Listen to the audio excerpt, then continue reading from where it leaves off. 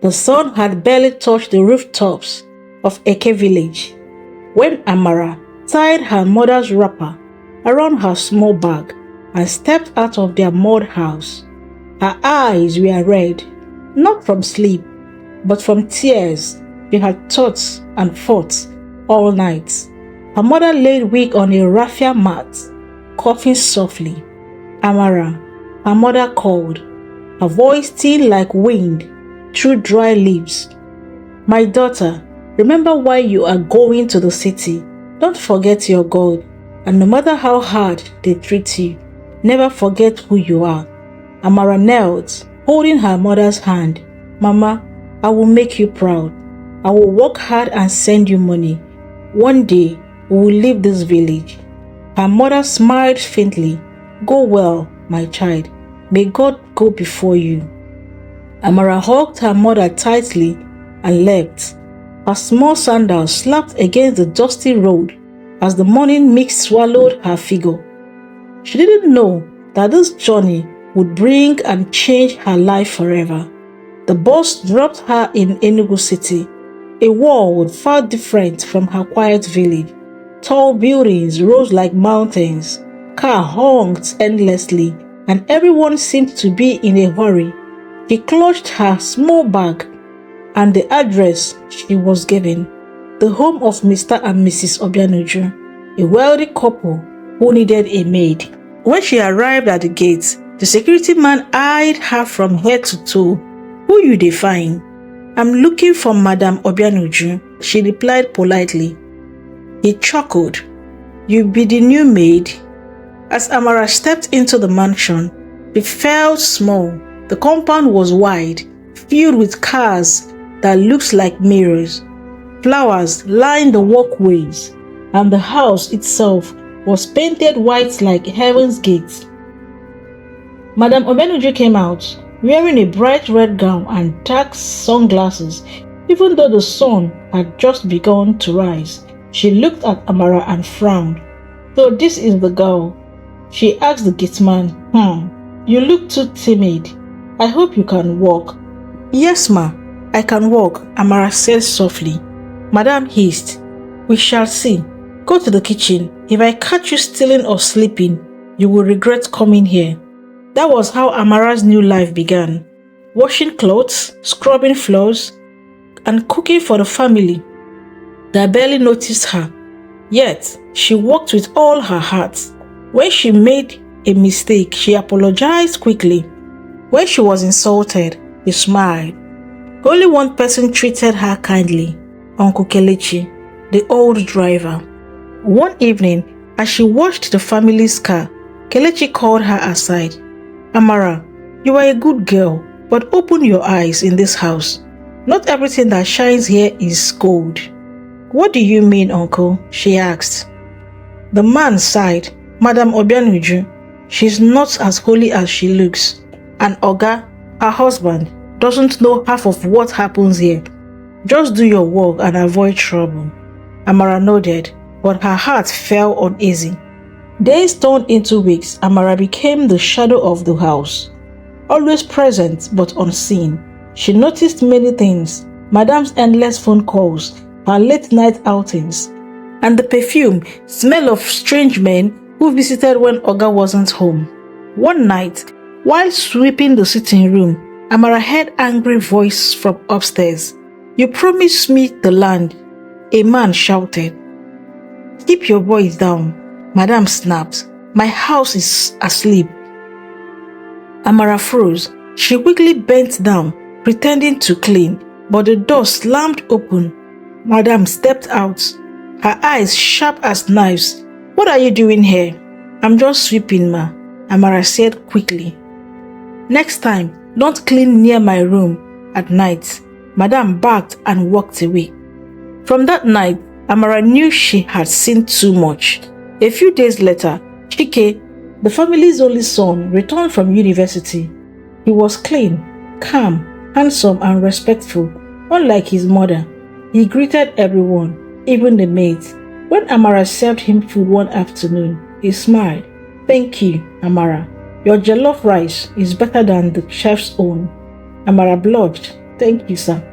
From that day, Chike began to notice her, how hardworking she was, how polite, how her eyes carried pain but still shone with hope. He would often sit near the kitchen and talk to her while she worked. One evening, he said, "You don't talk too much, Amara. Why?" She smiled. "Talking doesn't change life, sir. Working does." That simple statement stayed with him. Slowly, friendship grew between them, though they both knew how impossible it was. But Madame Obenuju soon found out. Madame's rage was like fire. "So you think because my son smiled at you, you have become equal to us?"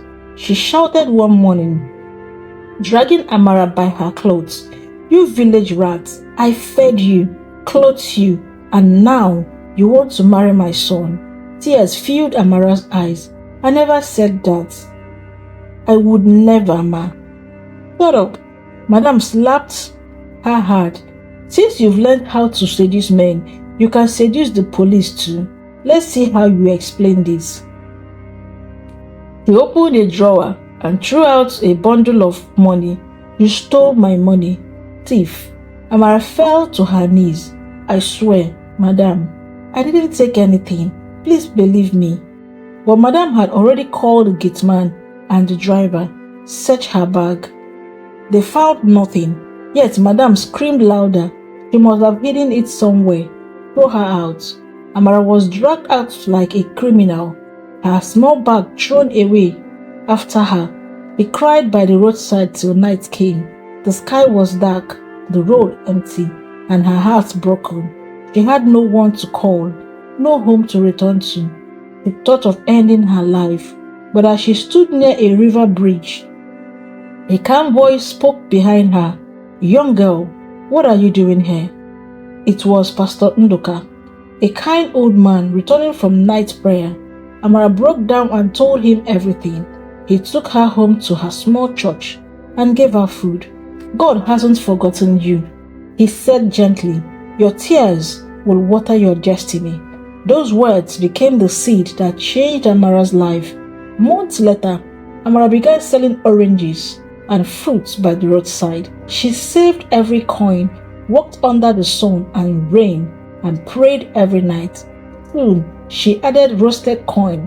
Later, she rented a small wooden kiosk where she sold food. Her cooking attracted drivers, students, and office workers. Her smiles became her signature. Years passed. Amara grew into a confident young woman with wisdom in her eyes. She named her small restaurant Grace Kitchen. One morning, a convoy stopped by her roadside restaurant. A young man in a suit stepped out, tall, elegant, and familiar. It was Chike. He looked at her, shocked. "Amara, is it really you?" He smiled shyly. "Yes, sir, it's me." Chike couldn't believe his eyes. The small girl his mother threw out now owned a busy restaurant. He asked her how she made it, and she told him everything. Her pain, her prayers, her struggles. Chike was moved. "You are stronger than most people I know. You deserve the best in life." They began to see each other often. Their old friendship rekindled into love, quiet, deep, and pure. But they kept his secrets from everyone, especially his mother. One evening, as they sat outside watching the sunset, Chike held her hand. "Amara, I don't care what my mother says. I want to marry you." Amara's eyes widened. "Me? After all she did to me?" "Yes, because you are not who you were. You are a woman of grace." Tears rolled down her cheeks. "Then let God's will be done." They got married quietly in church, witnessed by Pastor Nduka and Uncle Kelechi, the driver, who had long retired. Chike moved her into a beautiful mansion in the city. For the first time in her life, Amara slept on a bed of peace. Months later, Chike's father passed away, and he took over the family business. When the will was read, the mansion that once belongs to Madame Obenuju now legally belongs to Chike, and by extension, to Amara. On the day they moved in, Amara stood in front of the grand gate she once entered as a maid. The guards bowed and called her Madam Amara.